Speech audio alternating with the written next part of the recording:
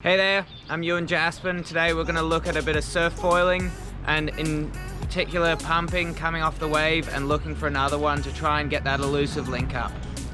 So when you're surf foiling, a lot of people, obviously just the feeling and sensation of surf foiling, riding above the wave and riding these tiny waves is amazing. But what got a lot of people hooked is the ability to come off a wave, turn around and spot another wave, pump out to it and catch it, and then you get two waves for the price of one.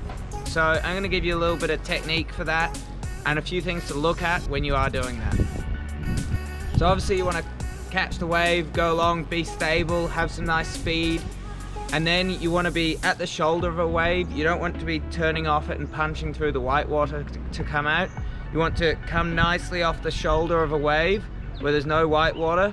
And a lot of people, a common mistake is they try and turn really sharp to face straight out to sea again and pump back out to sea.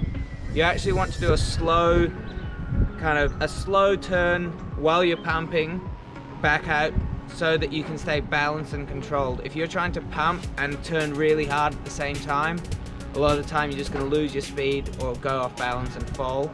So you really want to come off the shoulder with some nice speed, because the faster you start, the easier it is to maintain the speed. You want to come off the shoulder with nice speed, stay high on the foil, so then when you come off the wave and go behind, you can start pumping down. And then as you slowly make your way back out to sea, you want to spot a wave, and obviously depending on how you feel your pumping's going, if you feel like you can go for a while, you might want to skip over some waves and go out to a good one. Or at the start, you just want to pump to the first wave and then turn back onto that, and then progressively get better and better.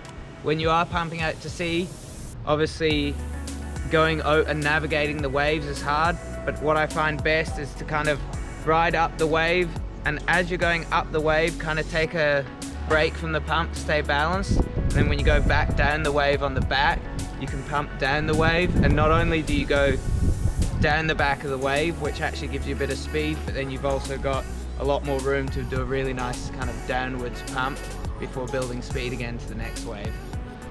So yeah, there's a few techniques as well with the pumping. Depends on kind of what wing you're on, high aspect, low aspect, or how good you are.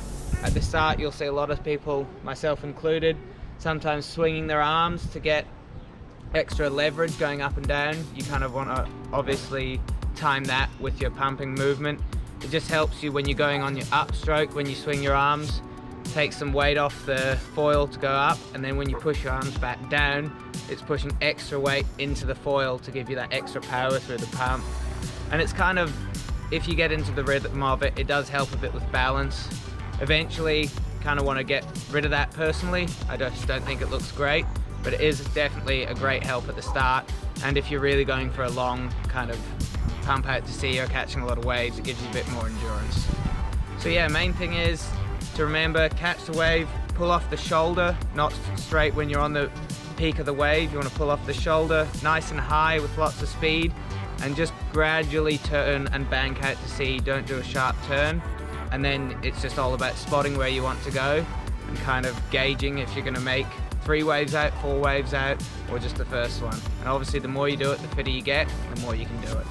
So also, if you are looking at pumping out and catching more waves, it is definitely easier to pump and maintain your speed on a higher aspect foil. The one thing, then you lose a little bit of turning ability and that surfing ability. So yeah, eventually the aim for myself is I like to be able to pump on the surf foils. So I've got a low aspect foil that turns really nicely, but I can pump it out the back. But if it's really small flat day or small waves, you're just learning to pump, a high aspect foil definitely makes that, just the pure pumping aspect of it, easier.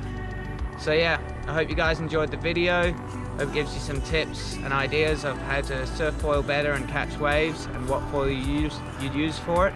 And yeah, hope to see you next time. Hit that like and subscribe button. See you soon.